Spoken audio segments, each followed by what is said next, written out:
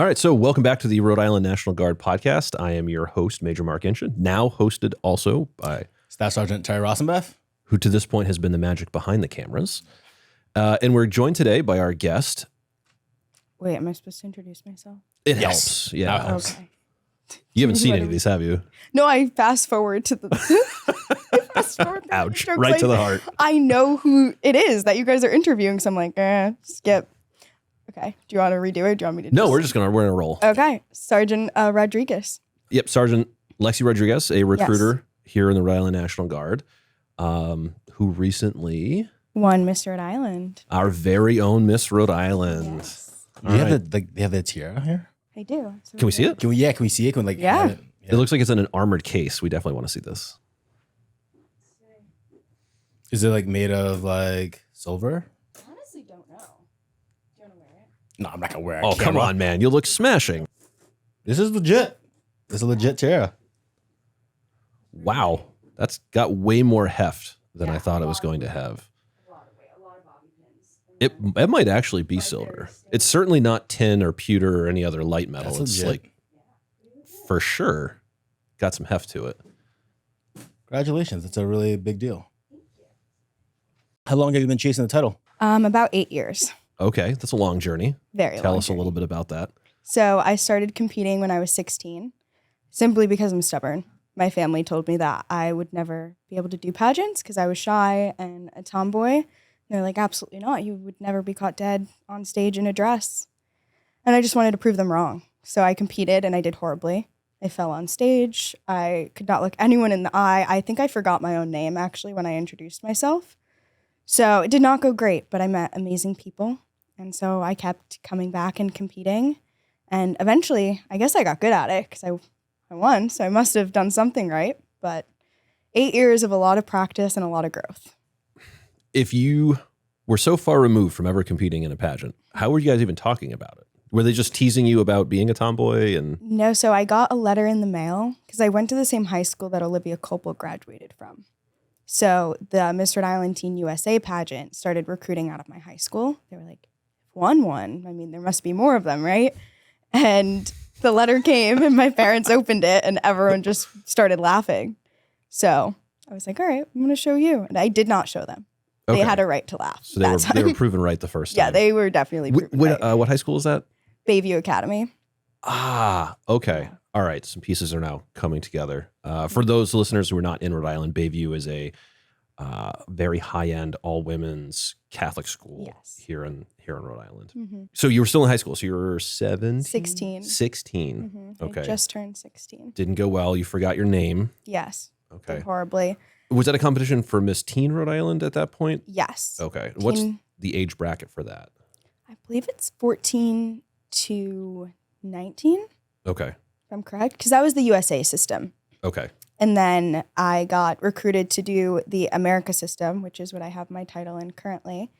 And that's when I really fell in love with pageants. It was the girls that I met there. It was community service, sisterhood. And I walked out of that interview feeling a lot more confident. And I looked at my mom and I was like, I'm going to Miss America one day. And she laughed. She was like, all right, that's a pipe dream, but sure, yeah. Okay. Mm-hmm. But that was the first pageant that I placed in. And I was like, okay, maybe if I practice, I can be good at this. And a lot of practice later. What goes into making Miss Rhode Island? I think for me, it was just growing into myself. It was being confident in my story. When I first started pageants, I wouldn't talk about foster care or how I grew up. I would never talk about any of the hardships that I faced or insecurities that I had. I felt like I had to be the strongest person in every room I walked into. And then as I grew into myself, I became proud of what I overcame and proud of my journey. I started talking about it to raise awareness for other kids that were in the same position as me, to raise awareness that you are the author of your own story. And once I kind of took the narrative of my life and grabbed a hold of it, I ran with it. And I think that's the biggest difference so far. What does it mean to be the strongest person in every room? Like, who is the strongest person in every room? Like, what? I think what my epitomizes that? opinion on that has changed. Okay. When I was younger, I thought it meant that you don't cry, you don't show emotion, you don't show weakness, I guess, Okay. is what I previously thought. Now I think it's being vulnerable, being honest, because we're all human. We all hurt, we all make mistakes, we all mess up. So that open and honest vulnerability, for me, that's what strength is now. A particular event changed your mind on that, or just that's like a maturing process? You kind of just grew out of it? I think it was gradual. I think what kickstarted it was after a pageant when I was 19, the same pageant. I lost again. This was the USA system? The America system. The Americas, okay. So after that pageant, I had just done an original poem about what I experienced before being adopted. So growing up in the foster care system with a young mom who was addicted to alcohol and drugs and in and out of jail, and just kind of having to grow up a lot sooner than the kids I went to school with did. Someone came up to me. It was an older woman, and she said, "I have never felt so seen because I experienced those things, but I have never once talked about it. I just pretended it didn't happen." And for me, having somebody come up to me and not only kind of validate what I went through, but also acknowledge that they at one point were scared to talk about it too, and they felt validated and seen. That, I think, kickstarted my journey into changing my idea of what I think strength really looks like. Okay. How did you end up in the Guard? I met Captain Curtis through the Miss America organization. And when COVID hit, I came home from Syracuse and I hated online school. I was just not a fan. But I felt like I couldn't leave school and not do something productive. I was a political science major, and I was writing about all the change I wanted to see in the world and all of these things that I wanted to have a hand in and make an impact on. So I reached out to Captain Curtis to ask her opinion on a thesis paper I was writing, and hearing her talk about the camaraderie and the family and helping other young women succeed and being a leader, I fell in love with the idea of it. Okay. So I walked into a recruiting office and was like, "Hey, I think I want to do this." How old were you when you enlisted? I started the process at 19, but needed some knee waivers from knee surgery, so I enlisted at 20. Okay. Okay. What happened to your knee? I had a double knee surgery when I was in high school. Injury or? Yes, Yeah. soccer. Ugh, okay.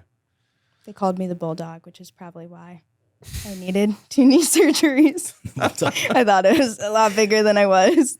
That fits you pretty well. Yeah. So you were 19, 20 when you finally got in. Mhm. You've got 2 pageants under your belt at this point. I had like 6 pageants. 6 pageants. Yeah. Just a veteran. Wow. I kept competing. Okay. So that's like 2 pageants a year from age 16 to, okay. Yeah. All right. So you really liked pageantry. Loved it. So you must have been competing in both systems to make those Yes. numbers work. Yes. Okay. I was competing in a few different systems. Oh, there's more than 2 systems. There's like 50 at least. Oh, There's many. The 2 main ones are USA and America. all right. And maybe some like smaller municipal Yes. level, like Miss Quahog from Narragansett or something. Something like that. Okay. We'll I feel go like with that that could one. do well. I competed in a few different systems that reached out to me. When I enlisted, I was Miss Teen New England for the North America system. Okay. So it's just a smaller pageant system. There's not as many girls that compete. It's not very scholarship heavy or anything heavy, quite honestly. Okay. That's fair. So you use the word competition over and over again. And one of the things that we're really big on in the military is like meritocracy, right? The idea that you can survive and progress and thrive on your own abilities. Mhm. So when you use the word competition a couple of times, I'm really keyed into it. And so I'm very interested in the fact that you win. And now I'm very curious about what did you win? And I'm not talking about like the scholarship and the accolades and the cool crown that's possibly made of silver. I'm talking about like you've been selected as the best at something. Mhm. What are you the best at? So there are different phases of competition. Okay. We have private interview with your panel of judges. Then you have on-stage question. Combined, those are 40% of your score. So it's a pretty big chunk. Mm-hmm. And then there's talent, which is 20%. There's fitness, which is another 20, and evening gown, which is that last 20. So you have to be the top in each of these categories, I won interview, on-stage question, and fitness for mine. What do you think separated you from everyone else? Like, why did you win? I think it's my involvement in the community and my connection with my community service initiative. So it's my nonprofit that I started, Foster Hope Adopt a Dream, where I advocate for the 400,000 children in foster care within our country. I was a foster kid, so it's a lived experience. It's something that I can talk about my experience, talk about the kids that I grew up with, their experience, why I'm so passionate about it, and what these kids really need to thrive and break the cycle. So for me, I think that was the thing that set me apart the most, was just my connection. Okay.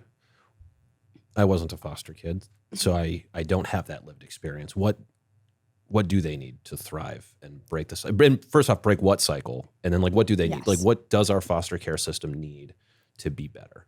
So for me, I think the scariest part of foster care is the statistics about these children.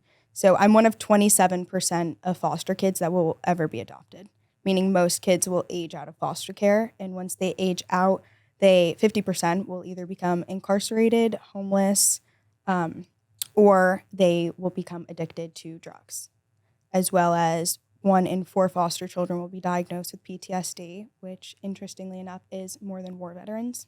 So these statistics kind of paint the picture of what these kids are facing as they grow up and their inability to thrive after leaving the cycle. I'm also happy, but also sad to say I'm one of 10% of foster kids who enroll in college, and only 3% will graduate with a bachelor's degree.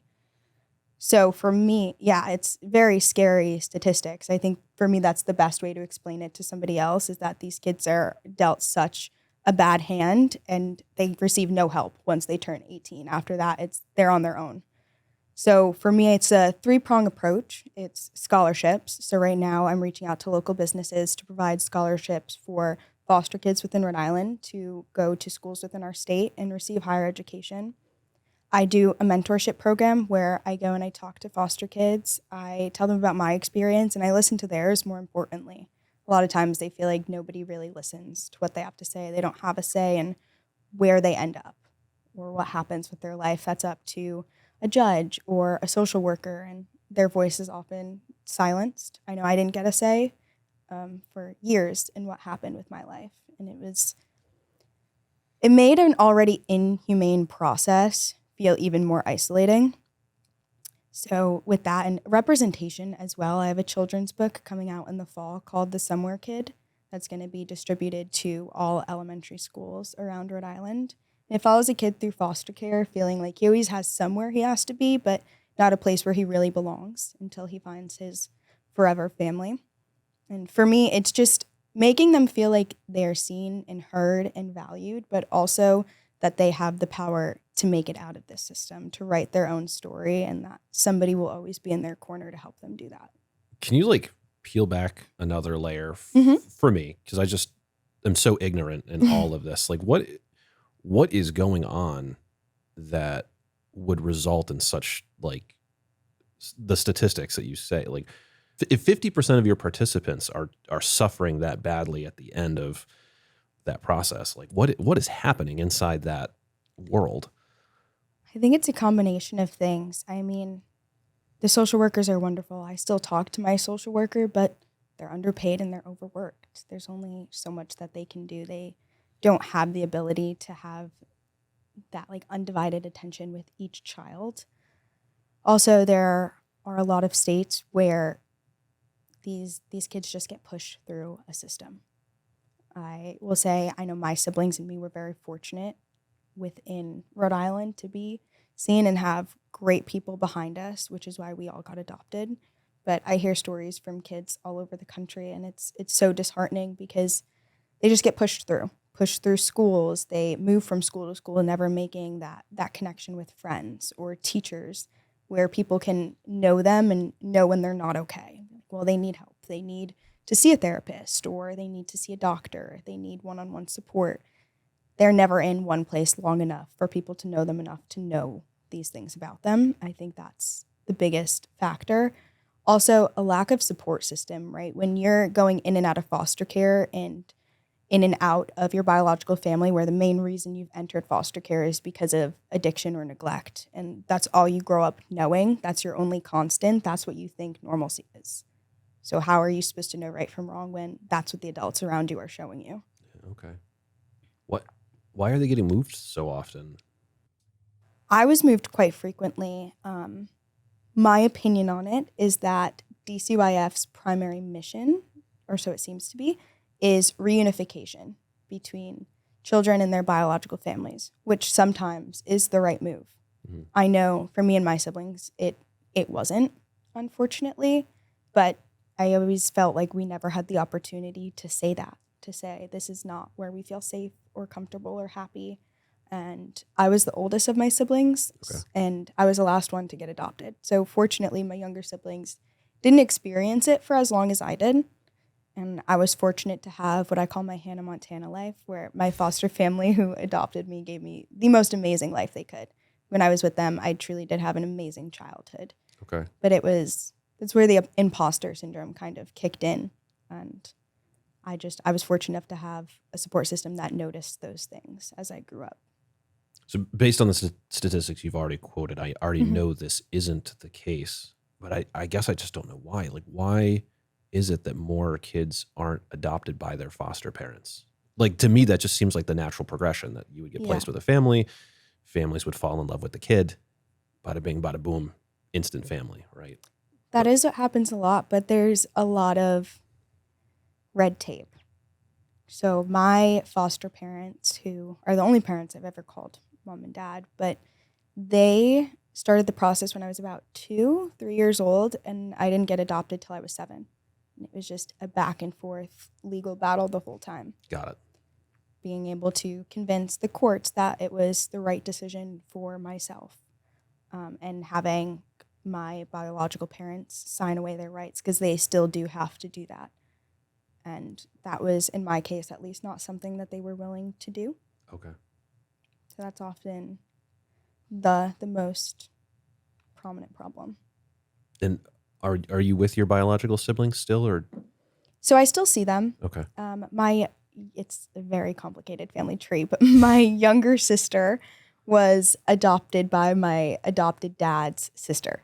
Okay, so you guys are like adopted cousins, but Cousin biologically. sisters. Yeah. Okay. So I was fortunate enough to grow up with her. Okay. She joined the Air Force.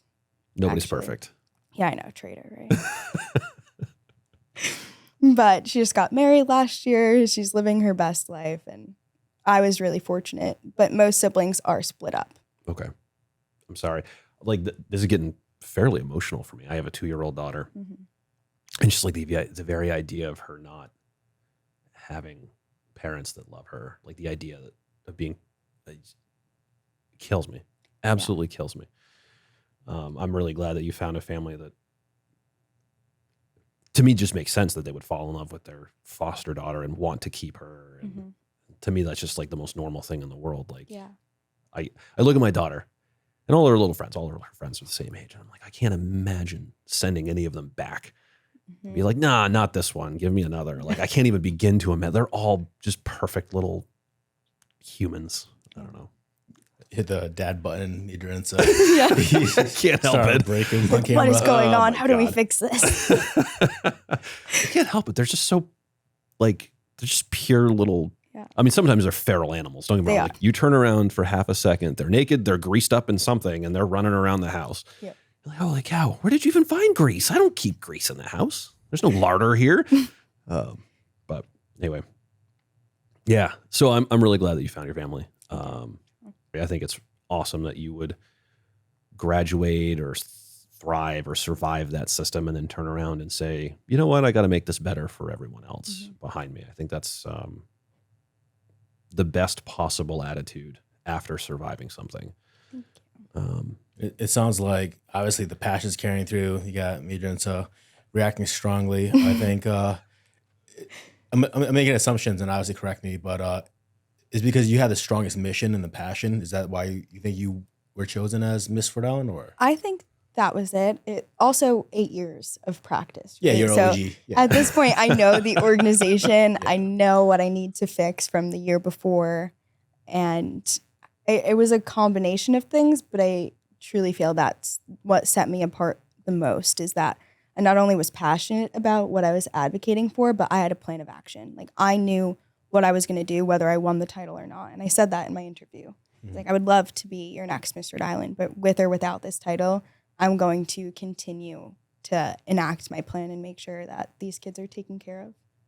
Yeah, so I know a little bit of your background, and that's why I was curious about at the start. It's and I think I asked you like what makes a Miss Rhode Island, because you've won now. So what was it you think you were lacking, or something you had to strengthen to achieve this title now? I think last year it was my mindset.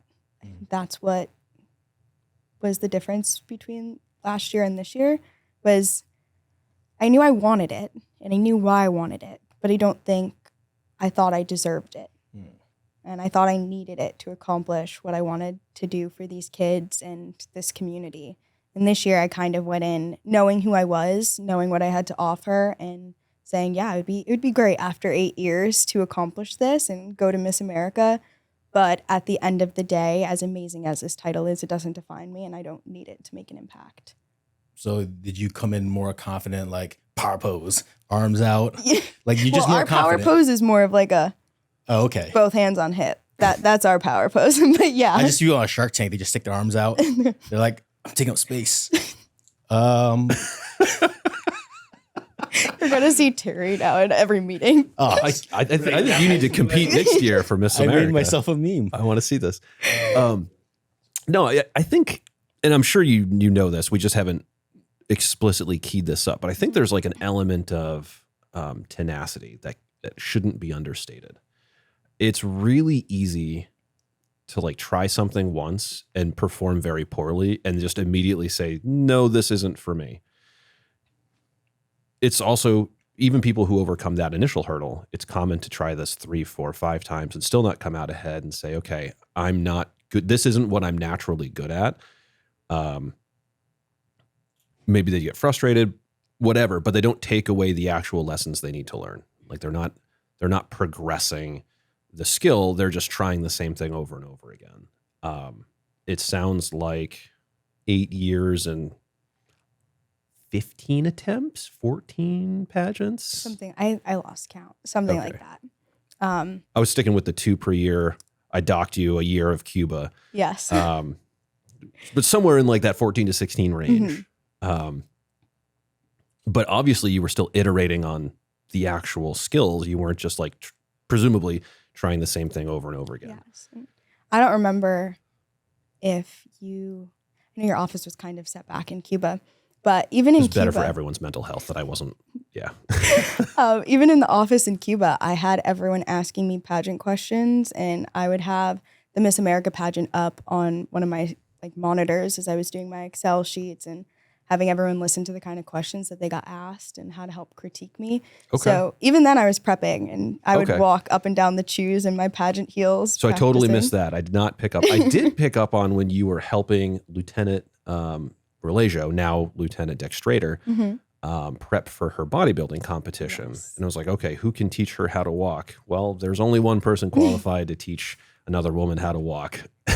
Yeah, we had a lot of fun. She did great. Evidently, since Yeah, she she won. That was pretty good. I think you helped her with her hair and her makeup too, right? Yeah, and her tan. And her tan. I mean, we're in Cuba. All things Does she really tan. need help with a tan? Just go outside. Different kind of tan. There's a different undertone. This There's is a the tan level that of comes from a darkness. bottle. Yes, Yeah. 100%. Yes. Yes. Many bottles. Everyone wants to pretend to be that sweet Southern European. Yeah. No, that's fair. Okay, so you really didn't take the year off. You No. just, by circumstance, were in Castro's backyard, Yes. still practicing, still dreaming, still getting ready. Yeah. Okay. You came home, you switched careers. I did. You did. Why don't you walk us through that? Tell us how great public affairs is. Public affairs is amazing. I love being a recruiter, but I miss it every day. Okay. Yeah, I was fortunate due to you and Captain Curtis to have people that recognize my skill set and what would be best for me in my career, and was able to reclass 3 months after we got back home from Cuba, which was an insane turnaround, but I loved it. To spend a few months down in Fort Meade and learn how to be a public affairs specialist. It's the coolest job in the Army, truly. I don't disagree. I don't know. What do you think? You've been at it for a few years. Well, in my mind, I love the job. I do. If it wasn't for this, I don't know what I'd be doing. You'd be a grunt. I don't know why you would Well, no, pretend because anything else. I'm a public affairs specialist because I can't be a grunt. Yeah, so if that's it's fair. not the infantry, it's not shooting cameras. I probably just got out. I gotta shoot something. No, that's fair. That's completely fair. Highlighting the broader principle here for just a second, that you're going to come into the Army in a way that is shaped partially by what you ask for, but also partially by your recruiter. Right? Mm-hmm. Like, you just don't know enough to like advocate for what you really need out of the Army. So like, you're going to come in as something. Maybe it's 11 Bravo, maybe it's a 42 Alpha. You're going to come in as something. And then the Army gets the choice of, do we try to force retention where you're at, or do we try and allow retention in a place that is better suited to your personality, better suited to your skill set? So shameless plug for the second strategy. I advocate strongly for recruiting where it's easy, recruiting at 11 Bravo. It's an easy MOS to recruit, and then retaining where it's easy. Mm-hmm. So you find the people who perhaps have the skill set and the personality that'll fit somewhere, and you just shuffle them over. Just, okay, hey, thank you for your service as a 42 Alpha. It's been great. Let's send you over here where you're going to go from good to great, succeeding to thriving. And thank God, because I was about to get out. I don't know if you remember. I do remember. Yes, I was dead set on, this is not for me. Yep. No hate to 42 Alphas. It just was not for me. It was like 3 years in the Army. Yeah, I did a 3-year contract, tap. and I was like, yeah, I'm not re-enlisting. I think HR, the AG branch, it is a great fit for a specific personality type. Like, there just are people who are born with the attention to detail and the love of endless research and specificity that, like, they're just perfect. They are born HR specialists. And if you aren't that person, every day is just a painful slog. Yes. Death by Excel. That was... For me, like, and on the officer side, it's like death by research. Yeah. It's like, I come from an operational background where, like, grenade range is close enough. Like, if a B- answer right now is like good enough, right? Because we can put steel on target without being super close. Yeah. And then you get into the HR world, and it's like, no. You can take 24 hours to do the research, but by God, you have to research every PPOM, every DA PAN, every effort. Like, it's like 1,000 pages of doctrine to like arrive at one answer. And it's like, I've literally worked for 24 hours straight to like answer one simple question. Yeah. It's like, that's maybe not quite the right fit for me. Exactly. So I sympathize. Yeah. But public affairs made me fall in love with the Army again. So, and human resources, honestly, that was a me decision. I had a great recruiter. Shout out to Sergeant Tarango, because she was wonderful. But big fans of Tarango here. Yeah, love her. She was amazing.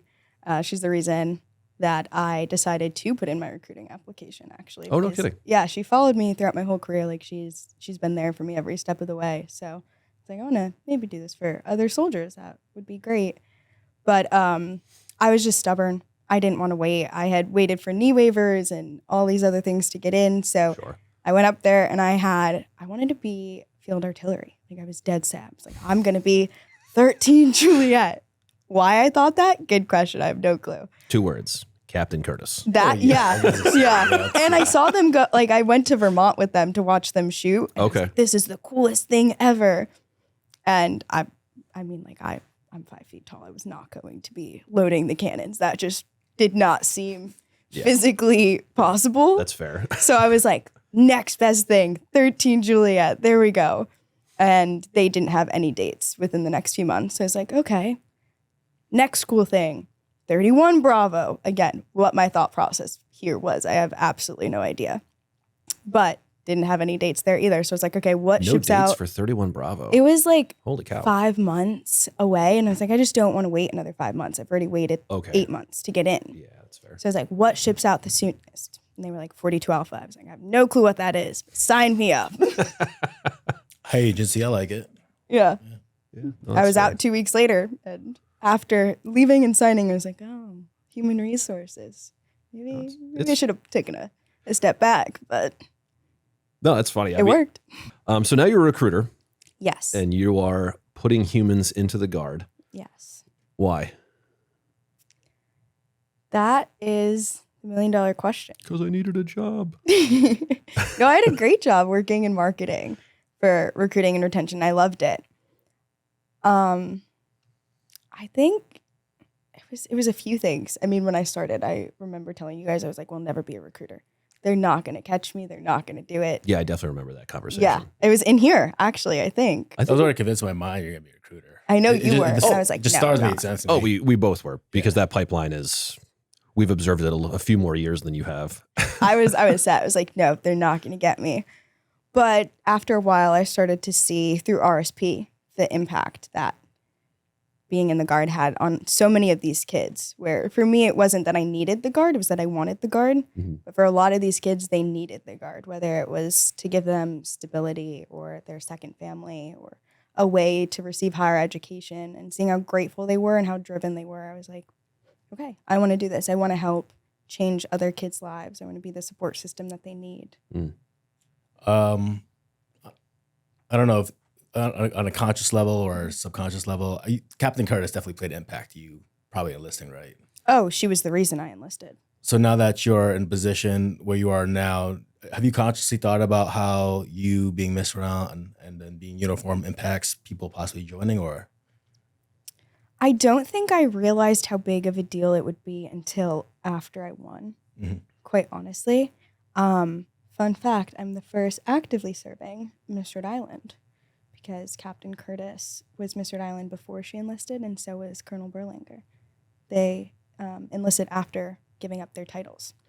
But I didn't really see it as that. For me, this was something that I've always wanted to achieve, and I wanted to give back to the community. Yeah. And after doing quite a few interviews and seeing how intrigued people are with the fact that I am in the National Guard and that I'm a recruiter and why I love it, I have slowly started to realize how much of an impact it can have on spreading the message and the benefits that we offer. Are you more sensitive now, knowing that you have this title and that there's eyes on you, that you may somehow consciously or unconsciously affect the decisions on how they may want to proceed in life?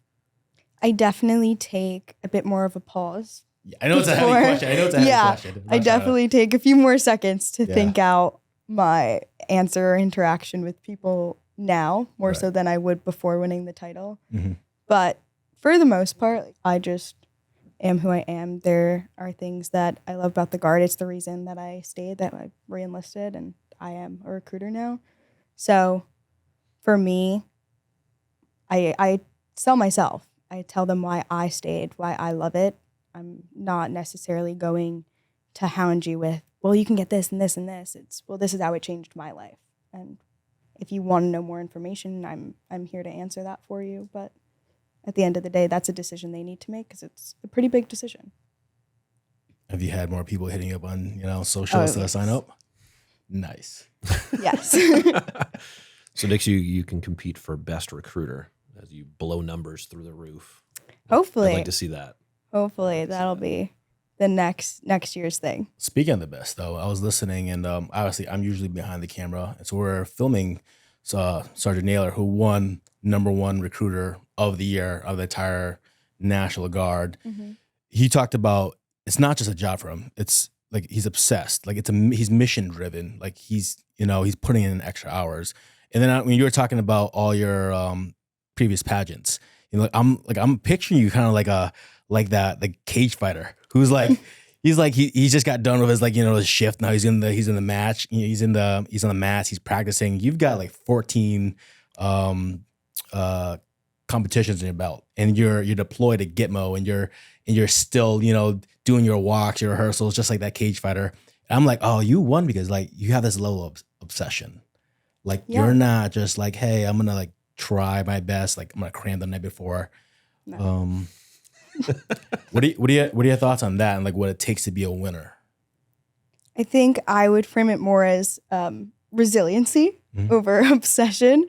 But yeah, I don't know. I don't want to settle for being mediocre at the end of the day. Even if I do lose, I want to go out knowing that I was the best that I could be and that I should be.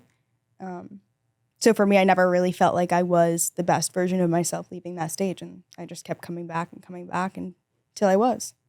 Do you think, sorry. No, go ahead. Do you think being a soldier, your experience in the Guard, has any of that help give you more training and insight to better prepare you to be more resilient and so if you don't want to use the word obsession, but like, the military just structures your mind to think in a way where it's like, if you're goal oriented, you have stronger mental frameworks. You think of like, pace plans, you think of COAs, how did the military help you become a better person and then also subsequently a better choice for Miss Rhode Island? I think better person because I'm surrounded by people from a million different backgrounds, and it kind of forces you to expand your thought process and challenges the way that you do things and the way that you think. So that's definitely how the military has made me a better person, a better contender. I would say the tenacity, right? As you said, you look at a goal or a problem and you see a million different ways to solve it and what your course of action needs and should be. And that's how I started to approach pageants, as like a step-by-step breakdown of this is what I need to do to get to the next step, to get to the next step, to get to the crown.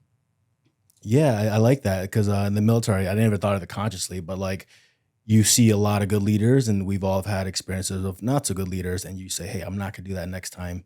And you just get put in the fire and you just become a better person.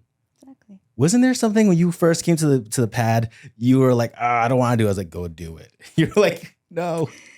There were a lot of things. Go do it. Was it like ask somebody something? Yeah. Right.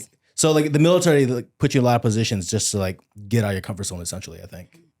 Don't want to put words in your mouth, but. No, 100%. I am definitely not the person that I was when I enlisted. Thank God. But I've definitely expanded my horizons and been a lot more confident in myself as well. And it's in part because of leaders like you, and Major Inche and Captain Curtis. No, you guys truly were like the best leaders. I hope I don't offend anyone when I say that. Don't but blame like, me for any of your success. That's what it was. I needed an interview and quotes and stuff. And like, I can do it. I could go up to a random person, but you were still getting your feet wet with public affairs. Yes. So to go up to some master sergeant you don't know who's yelling at all a bunch of E4s, and you're just like, oh, it was with the MPs. Yes, it was with the MPs. And you were like, can you just ask him? I'm like, no. He was screaming at everyone. He ended up being very, very nice. Very nice. Very nice. But he was screaming at everyone. And you were like, no, just ask him. Tell him we're ready for the interview. And I was like, I like looked down and I'm like, I don't think I should do that. And you're like, no, go do it. It was right before I got promoted too. And you're like, you're about to be an NCO. And I was like, but I'm not right now. And I'm going to get yelled at. Yeah. Mike Tyson has a great expression. Everyone's heard it. Everyone's got a plan until you get punched in the face. Right? I love your Mike. And the reality is, like, a career in the Army gives you a lot of opportunity to get punched in the face. Yeah. Right? Little things, big things, you get punched in the face a lot in this career. And I think it's just what you were hitting on, which is some people hit that level of adversity, they crumble and they get out. They're like a one enlistment and done. And some people hit that level of adversity and they learn how to take a punch and they learn how to punch back. And then they learn how to keep their guard up. And then they learn how to dodge. And then they learn how to punch back really well. But it's an iterative process. Yes. Right? Like the majority of people do not start their boxing careers 15-0. Like the majority of people start in their gym getting the crap kicked out of them. Right. And so I think we touched on resiliency, and I think you took that into your pageantry career and you took that into your military career. And the only thing I would say is keep at it. Right. So you talked about being the best version of yourself on that stage. And I would only encourage you to add a single word to that sentence. You were the best version of yourself today on that stage. And that's awesome. Being the best version of yourself today is like the triumph. If you're still that same person when you're 30, that actually becomes a failure, Yes. right? And I don't suspect that you will. I had the distinct pleasure of serving with Colonel Berlanga and with Captain Curtis and with you. And I don't believe any of you are the kind of person who just sits on their laurels and rides it out. But those people exist. We've all met them. We know them. And what starts as a triumph transforms over a lifetime into their greatest failure. It's I peaked too early. I peaked in high school. We all know that guy, right? So yeah, resiliency isn't just a today skill. Growth isn't a today skill. It's a lifetime skill. I agree. Yeah, well said, sir. Yeah, if you ever want to hear any more Mike Tyson imitations, let me know. I'm going to clip that. I'll save it on my phone. Put it in the group chat. We just start a mini series. So, can I ask a question? Yes. And I guess, so like for me, I hate giving advice. I absolutely hate giving advice because I get really uncomfortable. It's like, oh, don't do, because I personally, but what I like to do is I like to talk about my experiences, and then if somebody can relate, they could use it as a soundboard, a judgment. Do you want to say something directly to a young person, maybe a young woman who's thinking of joining, or maybe if you were talking to your younger self, what would you say to this person, your younger version of yourself, about enlisting? Would you encourage this person? How would you encourage this person? I think I would just tell my younger self all the things that I've gained from joining, whether it's the people that I've met, the family that I've made. I mean, I had people from every unit that I've been in at the pageant with posters of me and my recruiting headshot, my pageant headshots, screaming and jumping, just cheering me on. And it's the people you meet, it's the relationships you make, it's more than just a job. And I think that's something that's lost on people too much, is they see it's a job. You come in 1 week in a month, 2 weeks in the summer, and then you're done. I'm just here for the benefits. But if you really let yourself experience all that the National Guard has to offer, you're going to change for the better. And it's because of the people around you. You gained a family. I gained a family. I did. That's so poetic. Well, and now you're part of the full-time force. And I think I know I gave you the speech in Cuba, but I'll just give the speech to the whole audience now. The job of the full-time force, we host the National Guard for the M-Day force. Like, we exist so that the M-Day force can be. Yes. We keep the lights on, we keep the trains running so that everyone has the opportunity to have the benefits that you have enjoyed.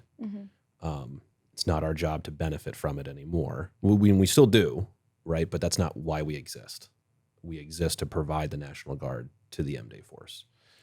It's a huge responsibility. There's few things worse than like inheriting a windfall and then pulling the ladder up behind you. And that's what I always try to impart on anyone who asks me, should I join the full-time force? Can I get a letter? It's like, I recommend those I recommend. I don't recommend those I don't.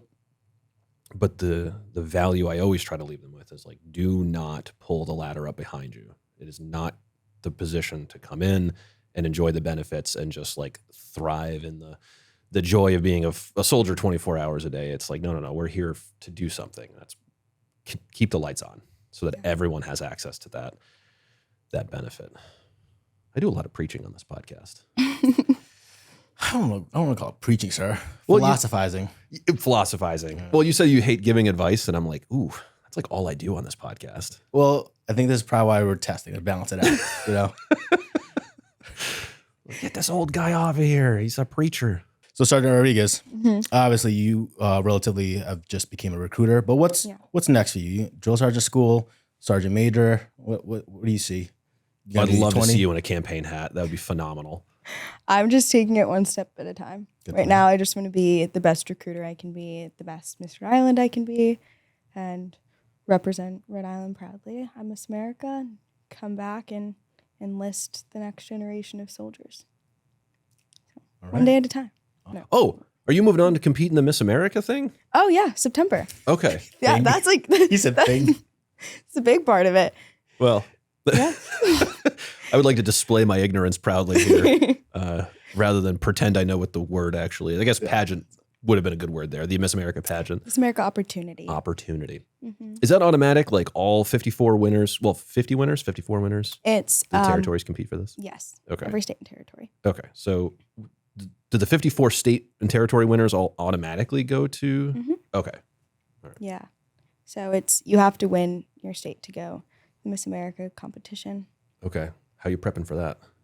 Same way you've prepped, or you like taking it up a notch? No, I'm taking it up a notch. You talk to Mercado. He takes things up a notch really Really? well. Really well. Really fast. There's that obsession. Yeah. Like It's you that want to win drive. fitness, you talk to Angel Mercado. Yeah. That guy will help you win fitness. I'm scared to work out with him. All right. So before we close this out and say our goodbyes, I always end my podcast the same way. What am I missing? What am I not asking? What are we not talking about? A lot of things. No. You're a vapid empty facile, sir. Another thing that's really important to me, especially now as Miss Rhode Island, is advocating for mental health. And I feel like it's definitely something a lot of service members could use, dispelling the negative connotations associated with getting help. So you both know, about a year ago, my brother passed away from suicide. And since then, it's become kind of a personal crusade of mine because he was never somebody that you would assume would commit suicide. He was always happy and bubbly and helping everyone out. And I've come to learn that it's those people who often need someone to talk to the most. As a recruiter, I've also seen that a lot in high school kids. It's this epidemic of kids not feeling like they have the room or the space or the person to openly talk about their struggles without getting this label put on them. I've seen it in uniform. I, to be open and honest, was one of those people that it took me a while to get the help I needed. I now am very open about it. Like, love therapy. Go to therapy once a week. I think everyone should be in therapy. It's great. Even if you have nothing to talk about that week, it's wonderful just to have an outside person to just be frustrated with. But that's something that I will definitely be talking about a lot more throughout my year and hopefully helping high schoolers and soldiers at the same time. I like it. Got Cool it. sign. Yeah. Well, thank you for joining us. Thank you for having me. Good? Yeah, that was solid. That was good.